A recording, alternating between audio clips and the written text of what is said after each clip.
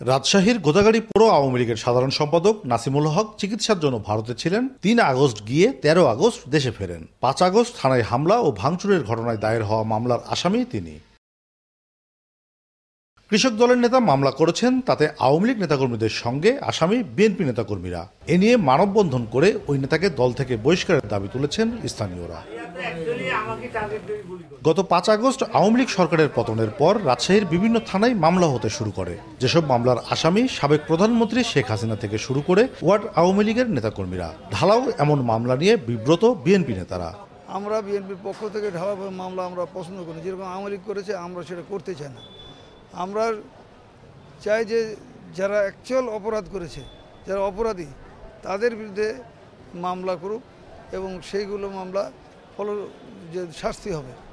আমরা বিশেষ করে আমি এই রাজশাহী মহানগরের আহ্বায়ক হিসাবে আমি প্রত্যেকটা থানাতে বলেছি যে কোনো মামলা ঢালাভাবে নেবেন না।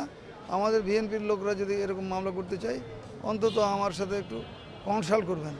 বিভিন্ন সময় বিভিন্ন কারণে অনেকের সঙ্গে অনেকের পার্সোনাল এনিমিটি ছিল, কিন্তু বাংলাদেশ জাতীয়তাবাদী দলের আমাদের চেয়ারম্যান জনাব তারেক রহমান সাহেব, আমাদের দলের মহাসচিব স্পষ্ট করে বলে দিয়েছে যে কেউ যেন কোনো মিথ্যা মামলায় যেন না যায়। যারা শাহাদত বরণ করেছে, আহত হয়েছে, স্পষ্টভাবে সেগুলো।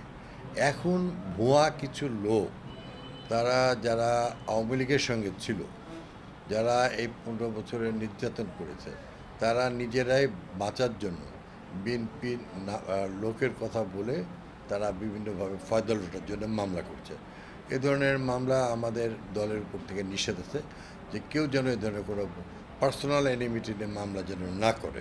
সিনিয়র আইনজীবীরা বলছেন, রাজনৈতিক বৈরিতা ও দীর্ঘদিনের ক্ষুব্ধ মনোভাবের কারণে মামলায় এমন ঢালাও আসামি। তদন্তে পুলিশ অপরাধী চিহ্নিত করে দেয়, অভিযোগপত্রে ভুল হলে মামলা ক্ষতিগ্রস্ত হবে। পুলিশ তো চার্জশিট দিবে, চার্জশিটে দেখা যাবে যে কে জড়িত নয়, সে বিষয়ে তারা আইডেন্টিফাই করবে তদন্ত করে নিশ্চয়ই যারা জড়িত নয় তাদের নামটা বাদ দিয়ে দেবে সঙ্গত কারণে, আর যারা আসল অপরাধী তারা থাকবে। চার্জশিটে যদি ওরকম ভুল চলে আসে তখন মামলার ক্ষতিগ্রস্ত হবে। তাদেরকেও এই মামলাগুলোতে আসামি করা হচ্ছে। এগুলো আক্রোশমূলক, একটা ব্যক্তিগত আক্রোশ থেকে, একটা হয়তো রাজনৈতিক আক্রোশ থেকে, এই সমস্ত আক্রোশের জায়গা থেকে এই লোকগুলোকে আসামি করা হচ্ছে। এগুলো একটা হেনস্থামূলক মামলা, কিন্তু আইনে এগুলোর ভিত্তি নাই। এগুলো যখন সত্যিকার অর্থে যদি ফ্রি ফেয়ার তদন্ত হয়, ইনভেস্টিগেশনের পরে এগুলোর কিন্তু কোনো ভিত্তি পায়। পুলিশের দেয়া তথ্য বলছে, রোববার পর্যন্ত জেলায় 29 ও মহানগরে 38টি মামলা হয়েছে। তবে মামলাগুলোর তদন্তে কোনো নিরপরাধ মানুষ যাতে না জড়ায় সেদিকে গুরুত্ব দেওয়া হবে বলে জানান পুলিশ কর্মকর্তারা। যদি কোনো অভিযোগ থাকে তাহলে এটি আমরা খতিয়ে দেখব এবং আইও আছে মামলার তদন্তকারী কর্মকর্তা, তারা যথাযথভাবে তদন্ত করবেন এবং তদন্তের মাধ্যমে সঠিক বিষয়টি বেরিয়ে আসবে। কিছু মামলা হচ্ছে এখন, আমরা যখন এটা তদন্তের সময় আমরা অবশ্যই দেখব যে কার ইনভলভমেন্ট আছে না অথবা নাই।